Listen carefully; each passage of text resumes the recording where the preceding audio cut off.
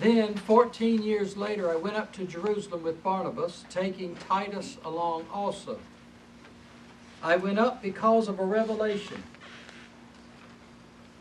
and I laid out to them the gospel which I preach among the Gentiles, but privately to those of reputation, like Peter, James, and John, the ones that people held in great esteem, lest I was running or had run in vain. In other words, if they had something from God that trumped my doctrine, I was willing to listen. So I told them in private exactly what I was preaching among the Gentiles. But even Titus, who was with me, though he was Greek, was not compelled to be circumcised. Phew, that's a powerful point now. You got Peter, James, and John not requiring Titus to be circumcised, and here are those false teachers in Galatia telling these people they had to be circumcised. And this is something that the people in Galatia could send people down to Jerusalem to ask about. Peter was still alive. Paul was telling them something they could check out if they really wanted to know about it. In spite of false brothers stealthily brought in, who slipped in to spy out our liberty which we have in Christ Jesus, so that they might enslave us. What were they trying to enslave him to? The holy law of Moses. To whom we did not yield in submission even for a moment, so that the truth of the gospel might continue for you. Phew, that's love.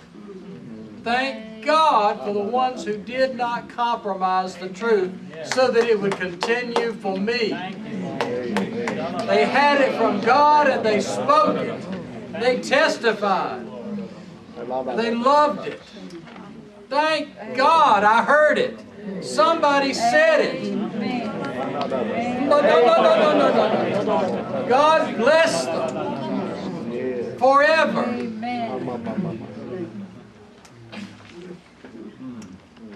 But as for those esteemed to be something, whoever they were, it makes no difference to me. God accepts no man's person. Those esteemed men added nothing to me. My gospel was complete. It was perfect. They couldn't add one sentence to what I had from God. If you don't believe me, go to Jerusalem and check it out. Ask them. On the contrary, I added to them.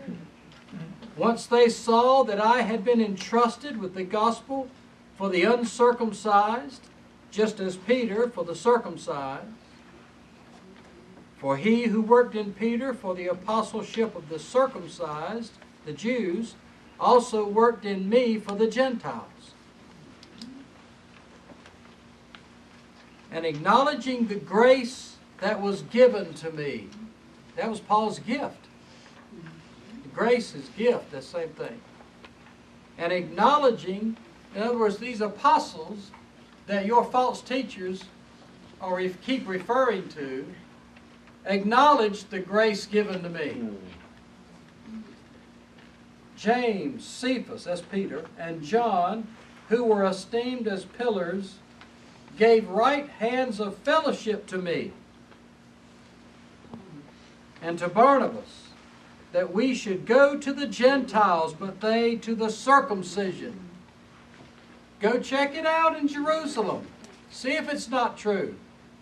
Peter will tell you those men who have come to you are false teachers. He'll tell you. John said it in this way. He said, they went out from us, but they were not of us. If they were of us, they would have remained among us, Jews. That's where they belonged with that doctrine. Only they asked that we remember the poor, which very thing I was eager to do. That's why he took up a collection from the Macedonians and the Corinthians that we read about for the poor saints in Jerusalem.